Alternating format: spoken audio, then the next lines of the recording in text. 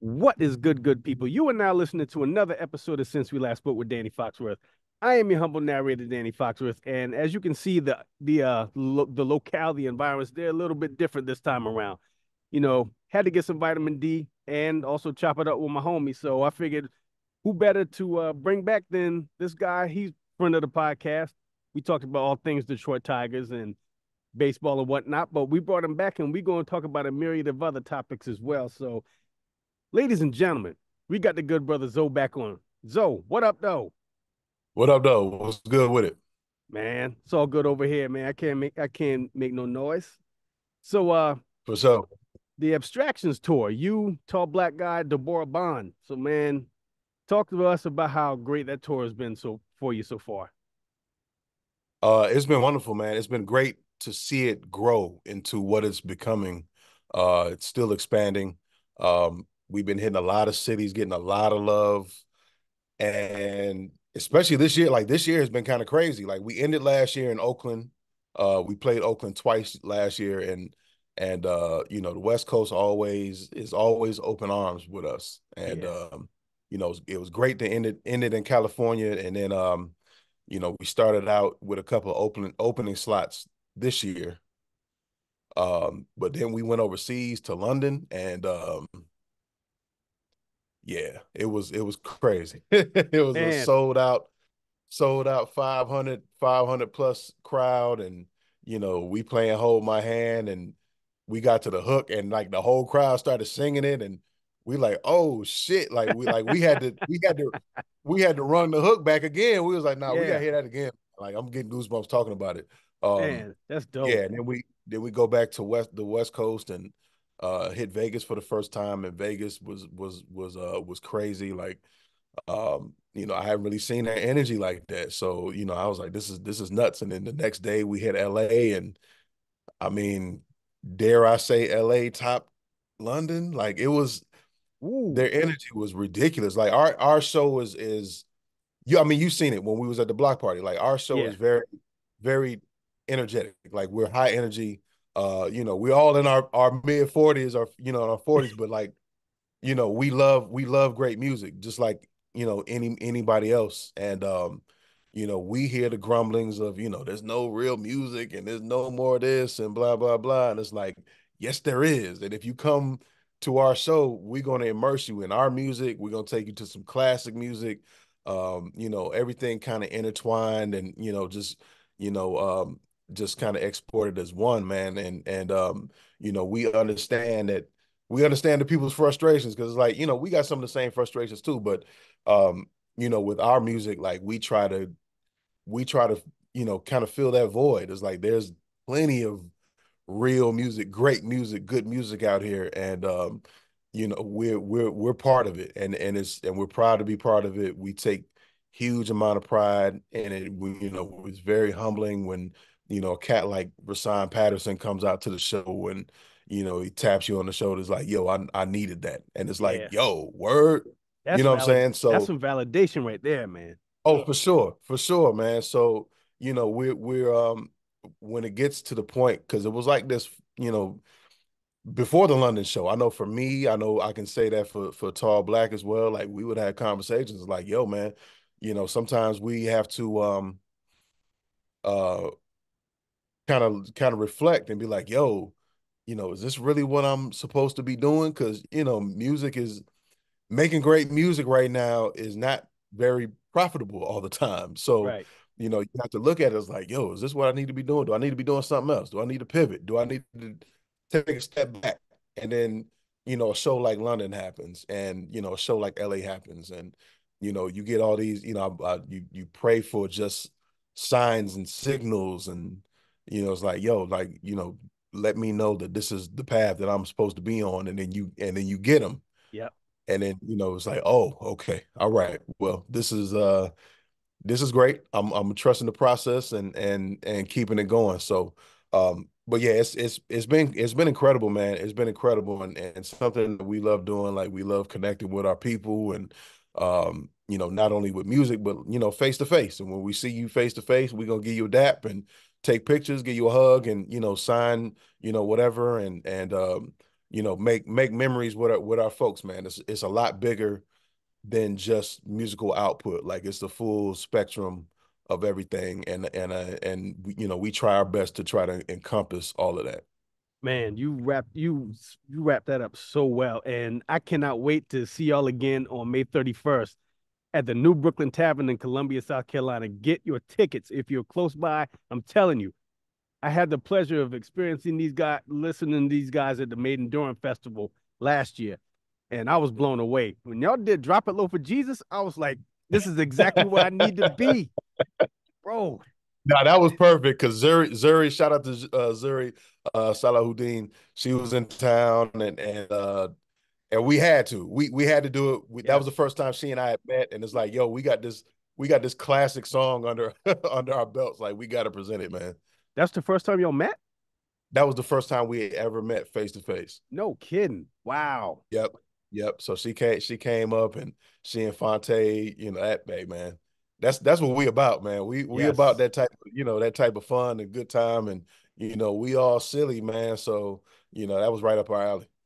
So, what were some of your what were some of your favorite places to eat on the tour? Oh, we don't really get.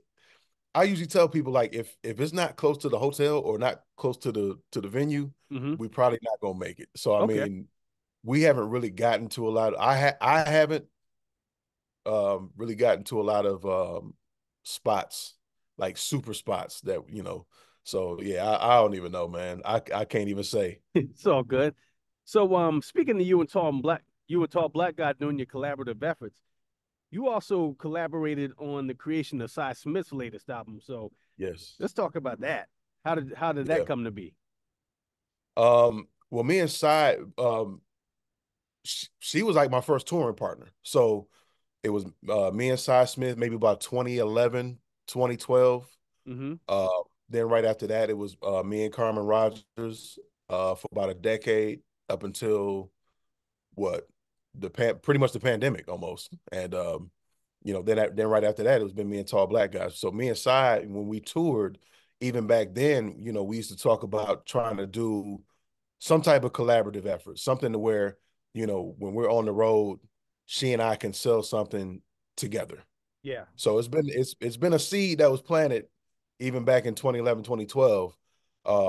And it makes so much sense because anything that I put out, I hit her up to be on it and she always delivers. So it's a very much an easy working relationship.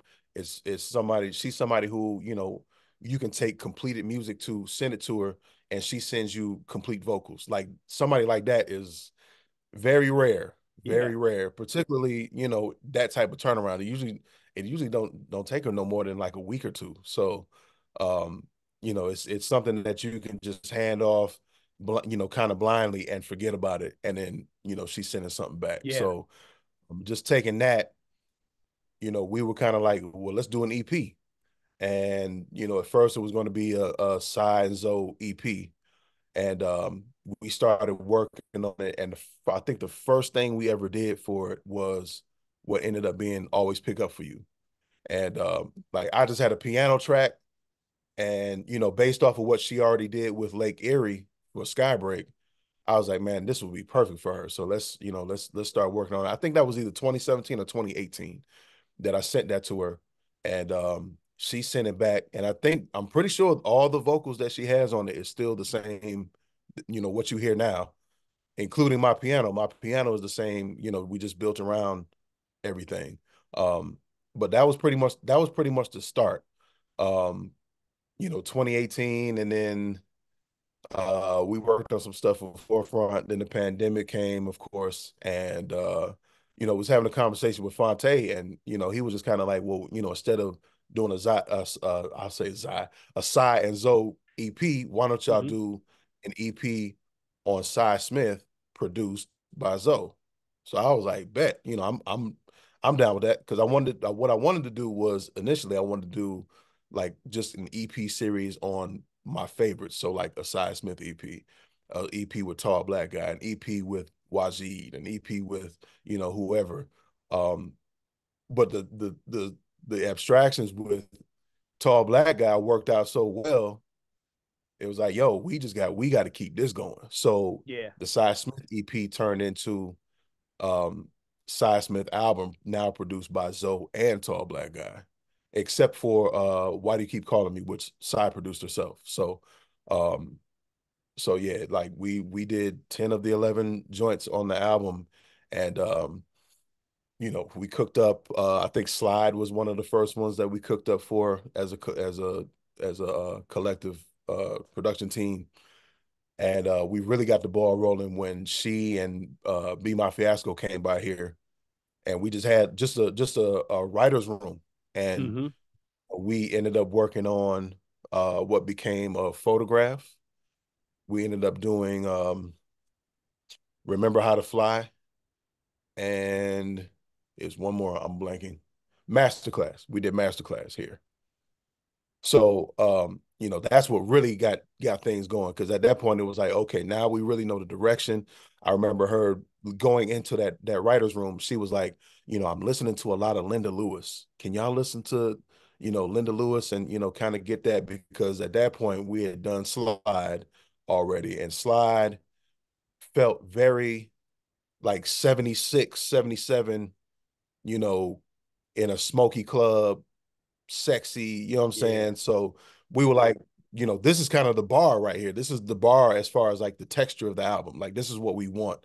This is what we want to accomplish. So, Linda Lewis was right there. So, we started going in, listening to a lot of Linda Lewis, listening to I was listening to Minnie Riperton's first album, Coming to My Garden, produced by Charles Stepney, just to try to get these different like warm textures and these colors. And then we got together, and here comes Photograph, and here comes, I'm sorry, it wasn't Photograph. It was shit, Remember How to Fly, Masterclass, Summer of '93. That's what it was. It was those three. Um, Photograph and All the Ways came later, because those were written by Fonte. Okay. And we but yeah, we went in, and it was a great synergy, man. Like, Sai's not really used to writing other with other writers. So to watch she and Be My, kind of bounce ideas off of each other, and she kind of let Bianca take the lead on a lot of stuff, and that, like, it was really really dope to see, because I mean, Be My, she's a younger artist, so it was kind of like, we're feeling like, this is some type of mentorship that we're witnessing here, you know what I Right. mean? So and they worked really really well together, and even I'm even in the room, and I can't even tell like where Bianca begins and where Sai ends. Like, it's a really great mesh of um, writing skills and writing efforts on both of their parts. So it was very very easy, man, because both of them are our family, and I think we were in here maybe 3 days, and got busy. So Man, that's super dope. And I saw, didn't she just have a show in Charlotte? she did. She had 4 of them. I think sold 3 of them out. So Wow. you know what I mean? Like, it's that's dope too. Like, we all, Damn. both of us on foot at the same time. Like, when we had our LA show, she was here, in DC. So I'm like, Yeah. damn, like, we probably, pass each other in the plane, you know what I'm Mm-hmm. saying? Like, because like folks in LA was like, yo, is Cy Smith coming? And I'm like, number one, I'm not gonna tell you that. But number two, she's working. You know what I'm saying? Like, she's getting it in too, on, she's getting her work in. So I'm super happy to see the response to that album, man. And because it doesn't sound like Abstractions at all. It doesn't sound like anything Tall Black has put out. Doesn't sound like anything that I've put out um previously as a solo artist. So that's kind of our thing. It's like, we want to continue to produce albums on people, but make it sound like them rather than making it sound like Right, right. us. You know what I'm saying? Or just a mesh of the two, where it's tailored specifically for that particular artist. And I'm telling that is a fantastic album. Make sure y'all check out Until We Meet Again by Cy Smith. Incredible album, straight up. Yeah. So now Thank another thing that we wanted to talk about was like our favorite squads growing up. So you being from the D, of course, you know, we talked about the Detroit Tigers. So Yes. who are some of your other? I'm assuming there's Pistons and Lions as well. Yeah, like, anything Detroit, that's what I'm all about. All Detroit, Detroit Lions, Tigers, Pistons, Red Wings, all those guys growing up, like those guys, as just as a sports fan, like those guys were superheroes to us. You know what I Yeah. mean? Like I remember seeing, I ran into Joe Dumars like at the bookstore one day. Really? Uh, and this was right after he won the MVP for the finals. And he's just out solo, just at Barnes and Nobles. Like, I'm like, when my mom was like, is that Joe Dumars? And I still got like I went up to him and he signed the autograph and kept it moving. Like I still got that autograph to this day. So like, these guys were back then, they were literally part of the community. And they treated it as such. And especially the bad boys, those guys are royalty in Detroit. Yeah. Yeah. All those guys, and even the '04 squad with Chauncey and Rashid and Tayshawn, like all those guys are royalty back home, man. But ironically, outside of Detroit sports, when I growing up, I used to love the Oakland A's too. I loved those teams. Of course, with the Bash brothers, Mm-hmm. which we, of course, find out was enhanced later. But Yeah. but Dave Stewart was a huge favorite of mine, also, just Me too. because back then I pitched too. So, Oh, I you didn't know know, that. yeah, yeah, yeah. Like in little league and in high school, I pitched and played first base and later moved to center field. But he was just intense. Like I loved that, like that competitive spirit. Like, you barely saw him smile, and I'm like, he's mowing batters over, man. So Yeah. he was a favorite of mine. Ricky Henderson was a favorite of mine. I used to get the Mizuno batting gloves, the neon green joints, Yep. because that's what Ricky wore. I had him too. Um, you know, yeah, man. Like I try to pattern, a speed and power game off of Ricky, straight up. But my all-time favorite player growing up was Frank Thomas. Like that was my guy. That was my guy. That's what anything, all my things that I like reference 3-5 and 35 was Frank Thomas based, because my number in high school and in college was 35. So, um, you know, Zoe 3-5 is still a thing. Chapter 3 verse 5 music is my publishing company and my company, period. Um, and that's all based on that. Like everybody asks me, is that like a Bible verse? I'm like, nah, it's the book of Frank Thomas. The Book of the Big Hurt. I love it. That's right. So Detroit Lions. Man, I remember I used to like watching them as well because I mean, of course, you had Barry, but I used to love Herman Moore. He was one of Yes, my sir. favorite wideouts ever. Like him, Yes. had Brett Perryman, Mel Yes. Gray returning Yes. kicks, and Yep. actually a local guy was he's Robert Porcher. Oh yeah, man. Yes, DN, man. I sir. used to love watching him. I remember he would come to our church as a kid to speak every summer. And I was like, wow, just seeing how Yeah. gigantic he was in real life. He was mind blowing, man. Yeah. But Nah, he yeah. was he was a beast. Herman Moore with the hands dude. Like he was one of the first dudes outside of like a Jerry Rice who I Mm-hmm. saw like really concentrating on catching the ball with hands only. But he was amazing. I mean, he was good for 110 receptions a year, man. Yeah, Uh, easy. um, who else was it? I remember being at a game. I think it was against Tampa Bay, but Mel Gray had a walk-off kick return or punt return, one of them. Yeah, And we were playing in the Silverdome at the time, and I remember my ears were ringing for 2 weeks after that. man. Like, and you know how it gets so loud where it just doesn't really sound like anything anymore. Mm-hmm. That's where it was at, and you couldn't do anything. Like you could try to cover, like them folks went nuts. But that was, it was I had such a ball watching that Barry documentary on Prime, Me too. because it was a walk down memory lane, like like no other, man. Like those early 90s Lions teams, it had some, especially 91, it had a lot of promise, man. It kind of hurts. It kind of hurts. Uh, up until this season, what I mean, when we really really made a run, which I still think we should have gotten into the Super Bowl, but that's a different story. Yeah. Um, but I mean, they put us through.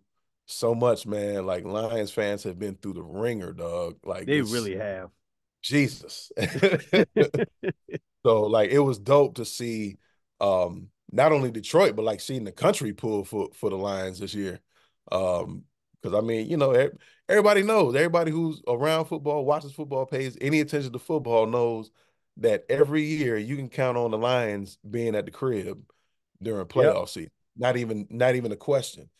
And to see these guys make that run, like my daughter's looking at me like I'm crazy, and I'm pacing the damn floor and about to get kicked out of my spot. Like, I don't even care, man. Like this is I've never seen the Lions in the championship game until this year. So hopefully next year. And the moves that they're making right now, like they serious. They're serious and we coming this year. So it's gonna be a lot of fun again. Yeah, and just thinking, I was just thinking when y'all hired Dan Campbell, I'm like, boy, what did they get themselves into? Because this dude, Right. he's so high strung. And then Yeah. after the second year, I was like, oh, he's on to something. He's he's Yeah, yeah. he's really got it together, man. And I got to give kudos to him in the Lions front office, man. They're really running a tight ship and turning that thing around.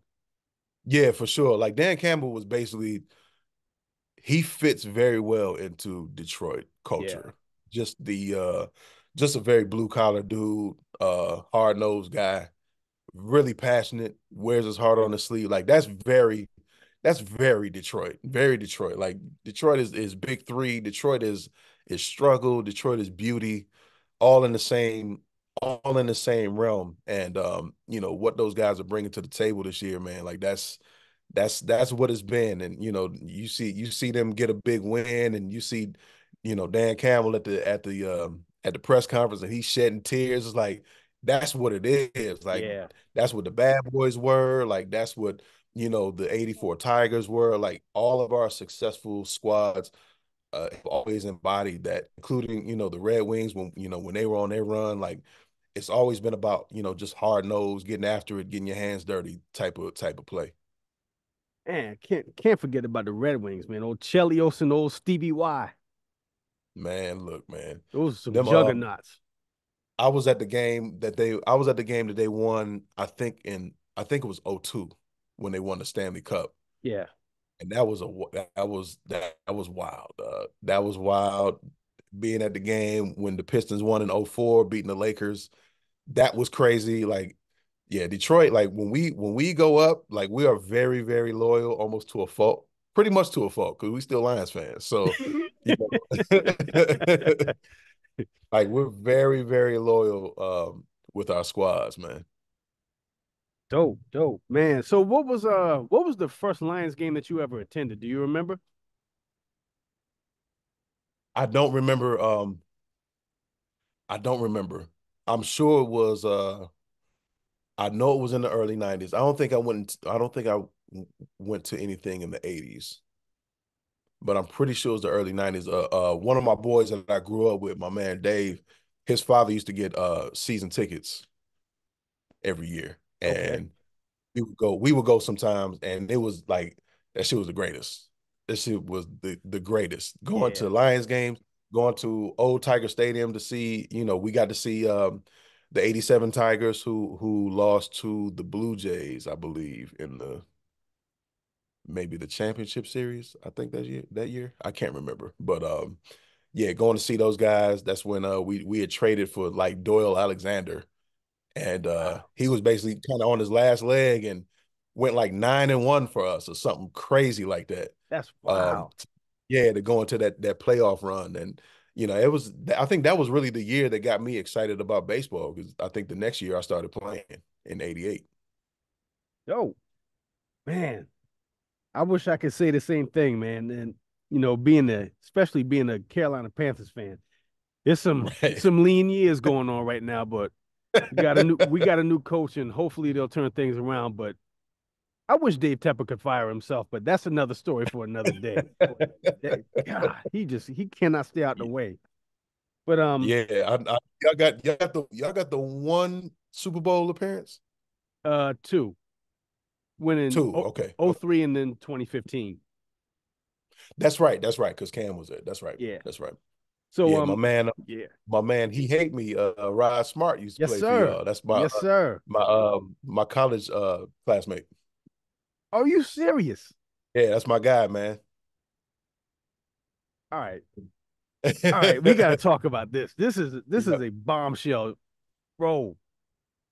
He hate me was your yep, bro. This yep. just made He my had day. I'm trying to remember what classes we had together, but yeah, he was always cool, man. He actually when we played in Charlotte in 22, he came to the show, and he was telling me I hadn't seen him since college. I hadn't Yeah. seen him since school, and he was like, "Yeah, man." He was like, "Yo, I've been a fan of your music and didn't realize it was you." Wow. So super crazy. I had a one of my homegirls that I went to middle school with came to my New York show. We just kind of reconnected. Had, she's an artist and all that stuff, and she Mm-hmm. came through and she was like, "Yeah, somebody passed me. A mutual friend of ours passed me your CD and you know, same thing. Like she was like, I didn't realize it was you." And I'm like, "Shit, that's cool. Like I'm cool with that. Like, you know, it's dope to have the music entering, you know, familiar faces, you know, with you know, with that type of mystery. It's like, you know, I'm glad you know that means the music is kind of getting around and spreading where it's supposed to go. Hey, one fan a day. For sure. So now I want to talk about what were some of your favorite movies and TV shows growing up? Um, movie wise, um, shoot, all that 80s stuff, man. We, you know, me and my sister was watching Gremlins and we used to wear out Pee-wee's Big Adventure, like that like watching that now is hilarious. Like Yeah. and watching that, like, you know, that's one of my edible watches. Watch that joint just be cracking up. Teen Wolf, Back to the Future, especially one and two. Yeah. Coming to America, of course. You know, we probably shouldn't have been watching it, but we were. Um, Hollywood Shuffle, I'm gonna get you, sucker. Those Ooh, joints, Hollywood yeah. Shuffle. Man, that's a good And look, call. look, man. Yes, sir. Yes, sir. Especially I'm gonna get you, sucker. Like we used to run that all the time.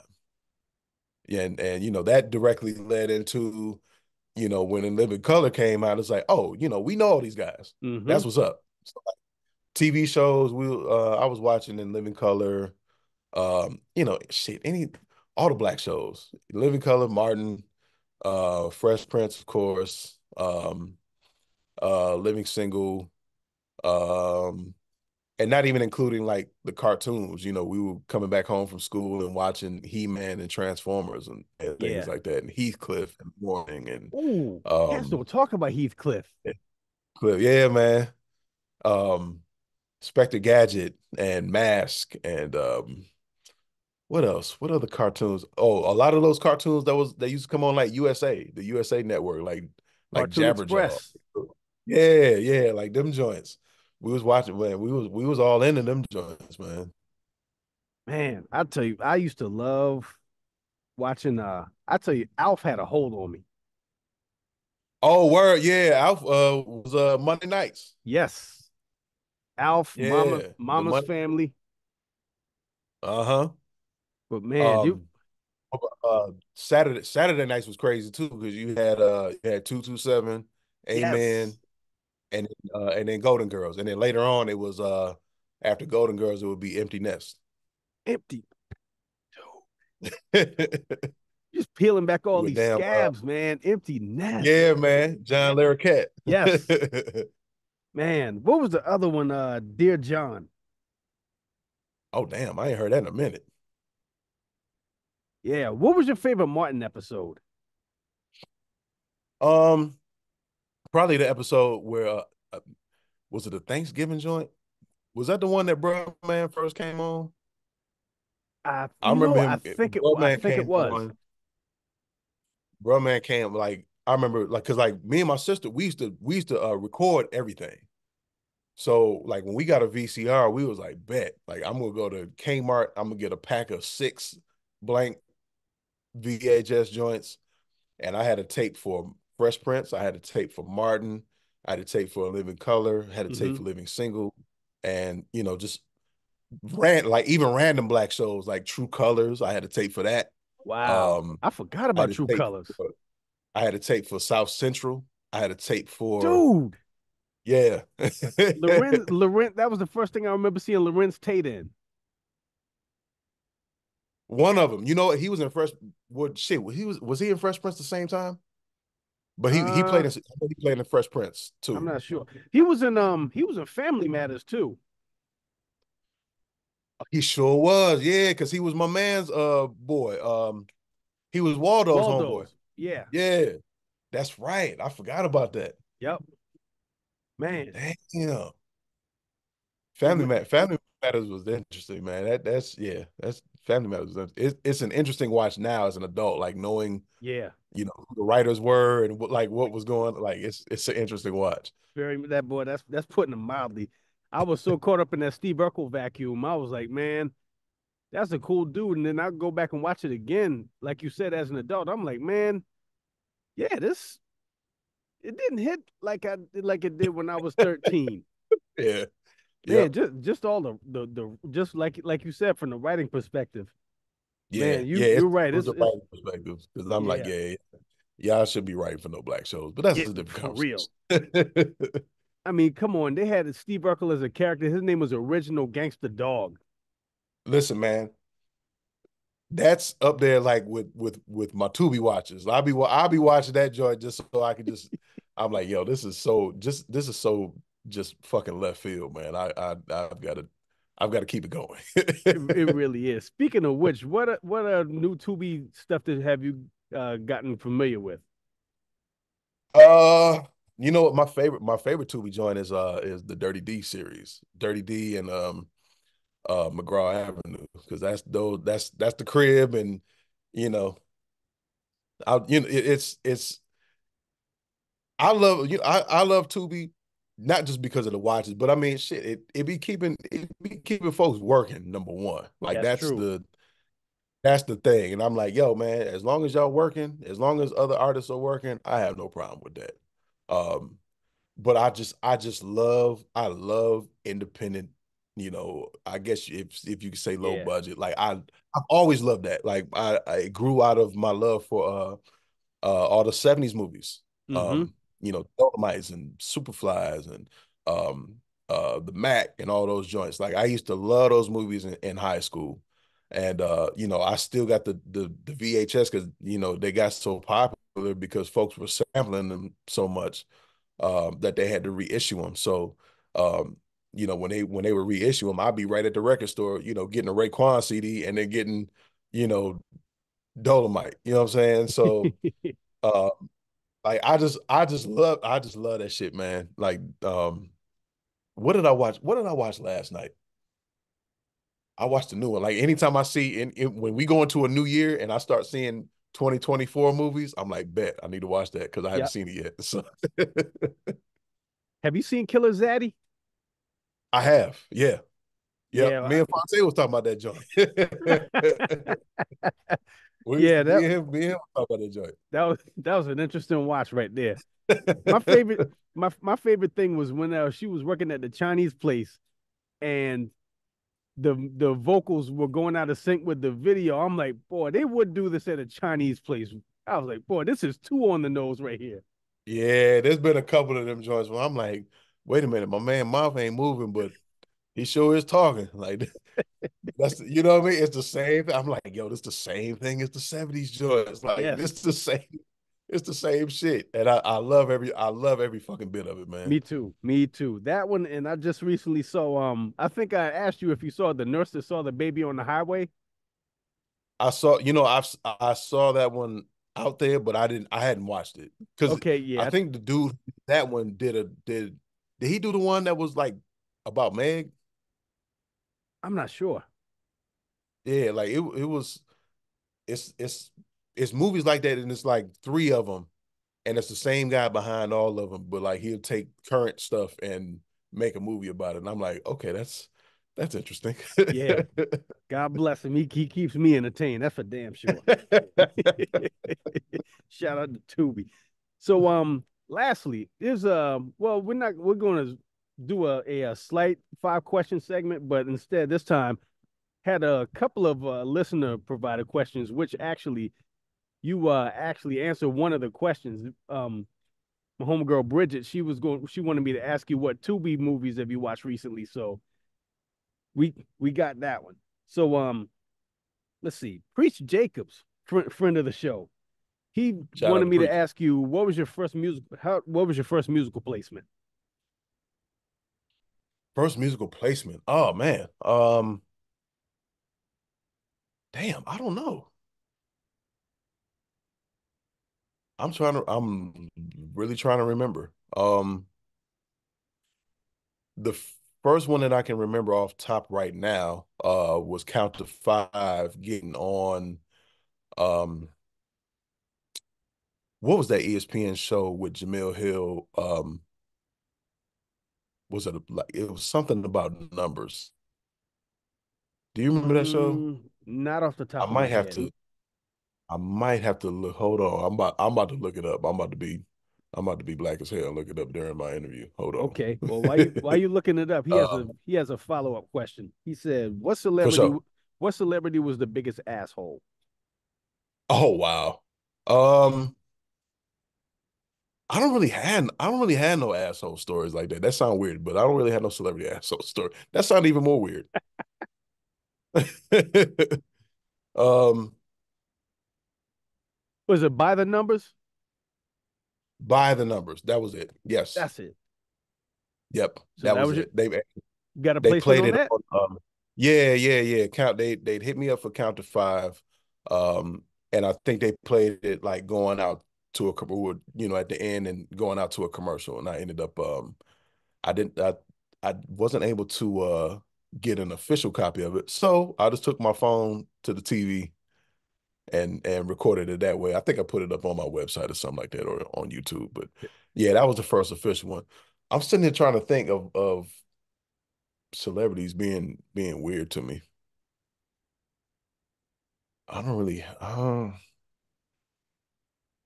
don't really have no jackass stories, I don't think. Thank God. Yeah, Thank knock God. on wood.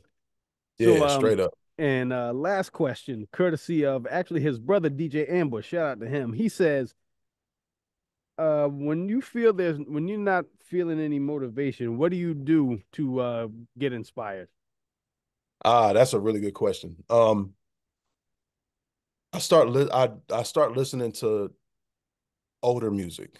Because I kind of feel like older music or classic music or just music that you aspire to even remotely come close to, not even in copying it, but just learning the textures and learning what colors they're using and learning what feelings are you know they're causing. Even from my own perspective, it's like, yo, this if this joint gives me goosebumps, you know, I want to take this in. Yeah, So I listen to a lot of that stuff. So what I mean by that is, I'll go back and listen to stuff by like my favorite producers, like, Mizell Brothers or Leon Sylvers III or Marvin Gaye or, some stuff by Stevie just to kind of immerse myself in greatness in that music and these geniuses and these folks who have done it before us. And because a lot of their music already has the answers in it. And good point. if you feel like you're stuck, it's like, let's get inspired by stuff that that you places where you're trying to go with your stuff, and feelings that you're trying to recreate and create and give to other people, by simply just taking all this stuff in and you know there's a lot there's that type of thing. And even some newer artists like I'll listen to, because some newer artists, they make your ass want to get up and get in the studio, like a Thundercat or like a Butcher Brown. These guys are killing right now. And you look at these guys and it's like, oh shit, like I'm sitting here, surfing the net and posting on blah blah blah. I was like, yo, you need to get your ass up and get to working. These guys are smoking your ass out here. So, you know, you is and it, I'm we're sports, so everything's competition. Like it's all Yes. competition. And it's not like I'm gonna chop your head off competition. It's, you know, it's friendly competition, which, you know, what we just said before is like, you know, a lot of that competitive nature and all that stuff gave us the best product. And, you know, I'm a firm believer in that. And you know, I'm competitive with Fontaine Nicolay. You know, that's my family. So, and Yeah. you know, I'm sure if you ask them, they'll say the same thing. Um, but you know, it gives us the best possible outcome, which is great music trying to one up each other. 100%. Iron always sharpens iron. Absolutely, 100%. So, man, Zoe, thank you so much again for being back on, man. I seriously, I truly enjoyed this conversation. For sure, man. Yeah, man. Now I'm about to get my ass outside because I'm like, man, I got to get back on my walks. You know, it's been this weather has not been cooperating. I think it cooperated like 2 weeks ago, and you know, went right back out, went back down to the 40s. So I'm like, man, I guess I got to bundle up and at least get some of the sun in.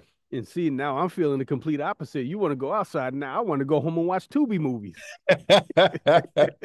That's what them nights are for, them Tubi Yes, sir. nights. I like that. You know what? That's about to be the name of this. That's about to be the name of this episode.